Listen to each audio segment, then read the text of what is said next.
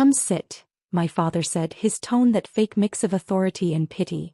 Mom smiled tightly. My brother already had his phone out, camera rolling like it was family game night. I sat anyway because sometimes silence is sharper than any argument. Dad slid a thin envelope across the table. Here, he said. It's time you stop being a burden and start over. Mom nodded, voice syrupy sweet. $2000, honey. Enough for rent somewhere small. Maybe you'll finally learn some responsibility. I looked down at the envelope at the way my name was written. Neat, detached, like labeling a package they couldn't wait to ship away. My brother chuckled. Smile, sis. This is what generosity looks like. Dad leaned back, smug. This is all you'll ever be worth. I met his eyes and smiled, calm and deliberate. Then I guess you've underestimated me before. They laughed, dismissing it like a joke. My brother even zoomed in for a reaction shot. I pocketed the envelope. Thanks, I said softly. This means more than you realize. And it did. Not the money, it was pocket change to me now, but the moment itself. The arrogance, the assumption, the complete lack of awareness. Perfect. Let them record it. Let them post it. In less than 24 hours, they'd learn just how wrong they'd been about my worth. And the look on their faces? Priceless. By morning the video was everywhere. My brother had posted it on social media with a caption. When your parents finally kick your freeloading sister out, skull money with wings. Thousands of views in hours, laughing emojis, comments calling me lazy, spoiled, ungrateful. Mom texted me a link. See what happens when you disappoint your family? Maybe this will teach you humility. I didn't reply. I didn't need to. I was sitting in the boardroom of a downtown high-rise, finalizing signatures for the sale of my startup, a wellness app one had quietly built for 3 years. The acquisition had closed yesterday. $10.4 million wired to my account before dinner. While they laughed at me online, I was transferring funds to my new holding company. I wasn't angry, just quietly amused. When the lawyer congratulated me, I smiled. Thank you. One last thing, I said, sliding over a small document. Add my parents and brother to the restricted list. No shares, no access, no mentions. He raised an eyebrow. Family tension? Let's just call it clarity. As I left the office, I checked my brother's feed again. He'd pinned the video to the top. Perfect. I didn't comment, didn't post, didn't defend myself. The world could laugh for now because soon, in the most public way possible, they'd realize exactly who the freeloader really was, and who had been feeding them all along. 3 days later, the news hit the financial blogs first. Local wellness app acquired for $10.4 million.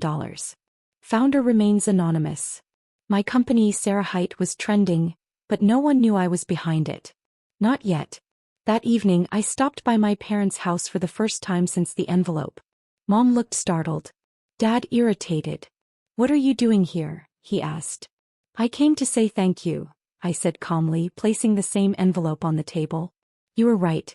I needed to start over. My brother smirked. Oh please. You move into some cheap apartment and now you think you've grown up. I smiled faintly. Something like that. Mom picked up the envelope. You didn't even use the money. Oh, I did, I said. Just not how you think. My phone buzzed. The lawyer's email notification lit the screen. Public ownership announcement scheduled for 7 p.m. I glanced at the clock. 6:59. Seconds later, Dad's phone pinged. Then my brother's. Then Mom's. Her face drained of color. No, this can't be right. On the screen, the headline updated. Sarah founder revealed. 26-year-old CO, Mia Carter. Dad stared at me speechless. My brother's camera hand trembled. I took a sip of water. Guess I started over just fine. For the first time in my life, the room was silent, and I was the only one smiling. Dad broke the silence first. You're that Mia Carter? The one from the articles. I nodded slowly. The one you told would never amount to anything. Mom forced a shaky laugh. Sweetheart, why didn't you tell us? We could have supported. I know, I cut in gently. You told me baking wasn't a career, coding was a phase, and that I should just get a real job. My brother muttered, no one actually makes money off apps. Apparently, someone does, I said, pulling up the official acquisition page on my phone and sliding it across the table. Their names reflected in the glossy screen. Founder and CEO, Mia Carter. Dad's face darkened. You embarrassed us going behind our backs. No, Dad, I interrupted. You embarrassed yourselves when you mocked me online. Mom blinked rapidly. We didn't mean. I know, I said. You never mean it, until it costs you something. My brother looked up, panic in his eyes. Mia, about that video. Oh, don't worry, I said calmly. You'll have plenty of time to delete it, I said. Once people stop asking why your family mocked a millionaire on camera. Their phones buzzed again. The headline had updated, this time with my picture. My brother's face went white. Investors love the story, I said softly. Turns out nothing goes viral faster than poetic irony. I stood tucking in my chair. Dinner was nice. Next time it's on me. And I meant every word. The next morning my phone rang at 6 a.m. Grandpa. Mia, he said, his voice steady but serious. I read the papers. Is it true? It's true, Grandpa, I said quietly. I sold the company last week. A long pause, then a chuckle. So that's why your father looked like he'd swallowed a lemon at dinner last night. I smiled despite myself. He's not happy. Good, Grandpa said bluntly. About time someone in this family made him uncomfortable. You've worked hard and I'm proud of you. Those words hit deeper than any amount of money ever could.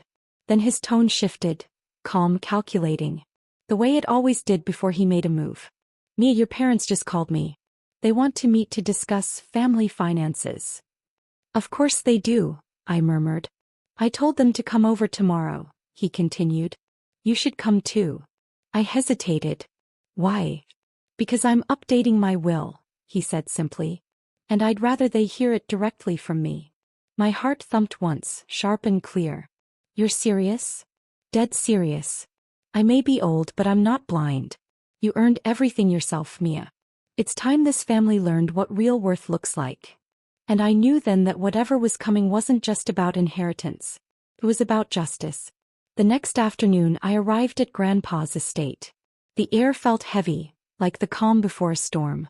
Mom, Dad, and my brother were already seated in the sunroom, stiff and smiling, pretending this was just another pleasant family visit.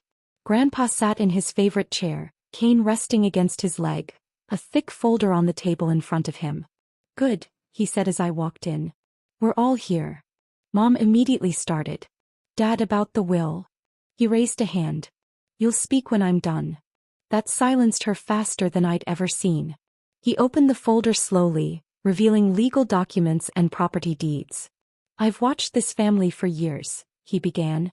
Pride where there should be gratitude. Entitlement where there should be effort. His eyes landed on my parents. And cruelty where there should be love. Dad shifted, jaw tightening. Dad, that's unfair. Unfair. Grandpa snapped. I watched you humiliate your own daughter online. And for what? To feel powerful? To impress your son, who has never worked a full day in his life. My brother looked away. Grandpa turned to me, his tone softening. Mia, I saw how you handled it. Grace, not revenge. You built something real. You earned respect. Then he signed the last page of the folder. As of today, Mia inherits the estate, the beach property, and full control of the family trust. Mom gasped. Dad went pale. Mia, Grandpa said, sliding the pen toward me. Sign here. Let's make it official. And for the first time they couldn't say a word. The silence afterward was suffocating. Dad's jaw clenched so tightly I could see the vein pulsing at his temple. Dad, this is absurd, he said. You can't just hand everything to her. I can, Grandpa replied calmly, and I just did. Mom's voice cracked like glass. Mia doesn't need any of this, she has her own money. Exactly, Grandpa said, leaning forward. That's what makes her worthy of it. She didn't expect a dime. My brother scoffed. What about me? You can't just cut us out. Grandpa's gaze sharpened. You posted that video, didn't you? My brother froze. I may be old, Grandpa continued, but I'm not so out of touch that I don't understand the internet. You mocked your sister while she quietly built a fortune. You wanted the world to see her fall. Now the world will watch her rise. Mom turned to me, desperate. Mia, please talk to him. Tell him you don't want this. I met her eyes, calm, steady. You're right. I don't want this. Their hope flickered. I earned this. Dad slammed his palm on the table. You'll regret this arrogance. I smiled softly. The only thing I regret is letting you define my worth for so long. Grandpa chuckled. There she is, the real Carter. And in that moment I realized something. Revenge doesn't need shouting. It just needs witnesses. 2 weeks later, Grandpa's decision became public record. The will finalized. The properties transferred. The trust secured in my name. Dad called for days. Mom sent emotional, guilt-laced apologies. My brother stayed silent online, after deleting every trace of that video. But it was too late. The internet never forgets. One evening I drove to the family's beach property, the one they'd once joked about giving to the successful child. Waves shimmered in golden light as I unlocked the front gate. The same gate they once told me I didn't have the right to touch. A construction crew waited outside. The same company my father used for his own projects. The foreman approached nervously. Ma'am, we've got new instructions. Full restoration, no expansion. That's correct, I said, handing him the signed ownership papers.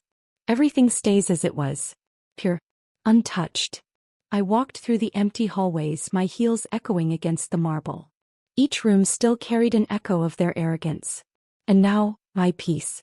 I stood on the balcony watching the tide roll in and called Grandpa. It's beautiful, I told him. He chuckled softly. Then it's yours, exactly the way it always should have been. I looked out at the horizon, the wind tangling my hair. They wanted to measure my worth in dollars, I whispered. But I built something they could never buy. Peace.